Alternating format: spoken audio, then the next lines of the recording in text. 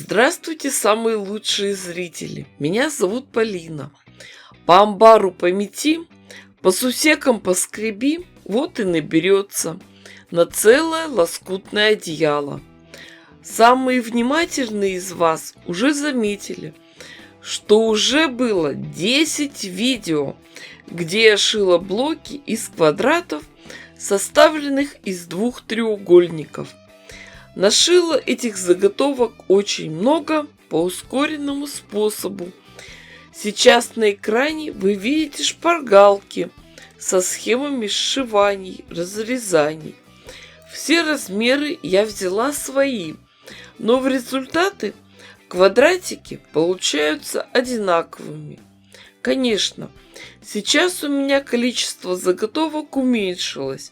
Самые яркие и интересные уже использовала в других блоках. Но нам вполне хватит и оставшихся.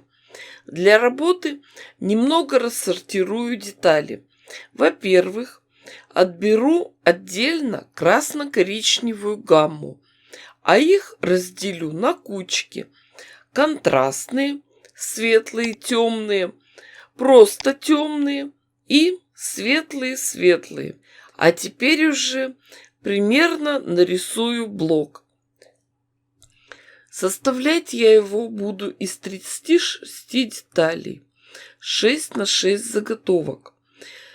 На листе в клетку начертим примерную раскладку и обозначим границы рисунка. В предыдущих блоках что мы только не придумывали. А сейчас пусть это будет кленовый лист. Одним глазом подглядываем в нашу шпаргалку и начинаем подбирать лоскутки. Сначала выложим контур, потом потихоньку будем заполнять серединку. Процесс этот не быстрый.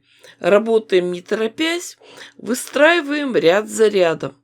Конечно, если бы я делала этот блок сразу, одним из первых, то очень легко и быстро все собрала. А здесь приходится уже отыскивать нужные из остатков. Но остатки сладкие. При выкладывании рисунка приходится еще следить за направлением диагонали в квадратах. Все-таки хочется, чтобы диагонали проходили по местам жилок на кленовых листьях. Когда нас все устраивает, можно приступать к сшиванию квадратов в одно полотно. Этот способ я уже не раз показывала. Он самый быстрый и легкий. Сшивать, соединять все будем вертикальными рядами. Сначала сошьем вместе детали первой и второй колонки, потом третьей, четвертой, пятой и шестой. Кстати, заготовки еще остались. Будем их использовать в следующем блоке. Все детали раскладывала на съемной столешнице, сделанной из кусков ламината. Ее легко сдвинуть и освободить место для швейной машинки. А в те моменты, когда я не шью, ее можно просто снять и убрать к стене, за шкаф. При работе за швейной машинкой нитки берем нейтральные, светло-серые. Строчку делаем мелкой, крепкой. В начале и в конце каждой детали обязательно делаем закрепки. Шов прокладываем на ширину лапки. Помните про то, что в лоскутном шитье именно от качества соединительных швов будет зависеть и внешний вид изделия, и то, как оно будет себя вести в процессе эксплуатации. Детали шьем гирляндой, одну за другой. Нитки не обрываем, никаких промежутков не делаем. Отшитые детали расправляем. Все швы разглаживаем, хотя бы ногтем, чтобы ни 1 миллиметр не потерялся. Обратите внимание на направление припусков. Заглаживаем их на сторону темной ткани. И в соседних рядах они должны быть направлены в разные стороны, чтобы не было утолщений. Уважаемые рукодельницы, приглашаю всех в мои группы ВКонтакте, в Одноклассники и Яндекс.Дзен. Там есть возможность мастерицам обменяться опытом и показать фотографии своих работ. Для того, чтобы не запутаться в дальнейшей раскладке, отшитые ряды складываем один на другой и закалываем булавочками в местах швов. После того, как прошили, соединили все вертикальные ряды, полотно держится на соединительных швах, и остается только проложить строчки по горизонтали. Самое ценное в таком соединении, что не надо беспокоиться о правильной стыковке. Все швы, уголки и соединения у нас уже на месте. Единственное, в местах стыков следим за направлением припусков, чтобы не было лишней толщины.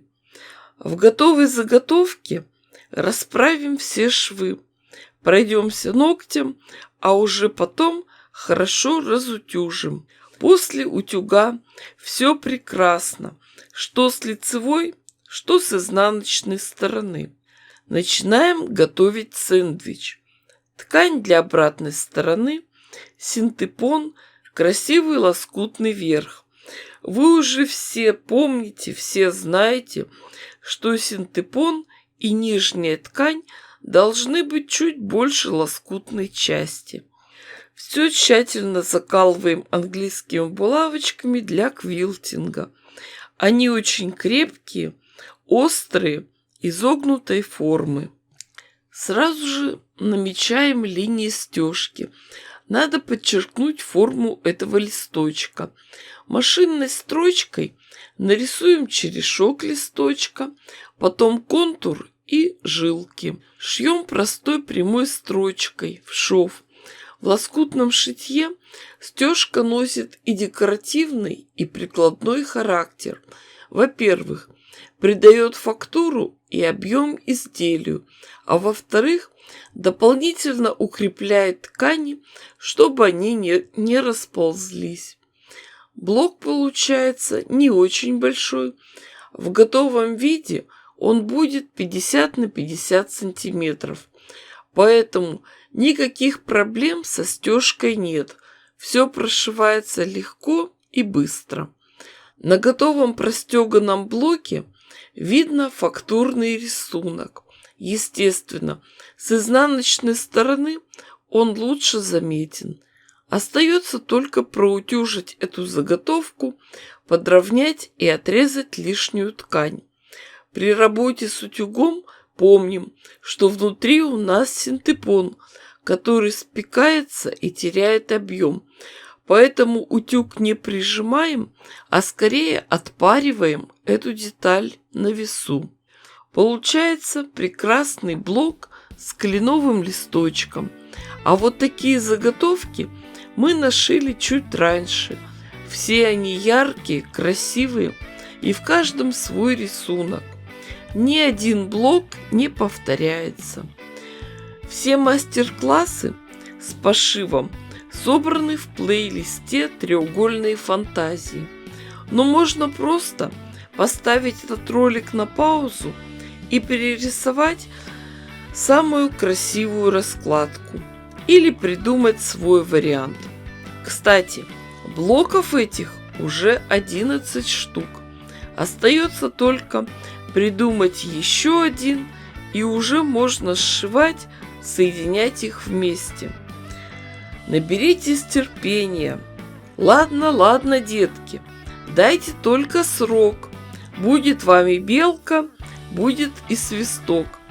Знаю, что вам не терпится уже посмотреть окончательную сборку одеяла.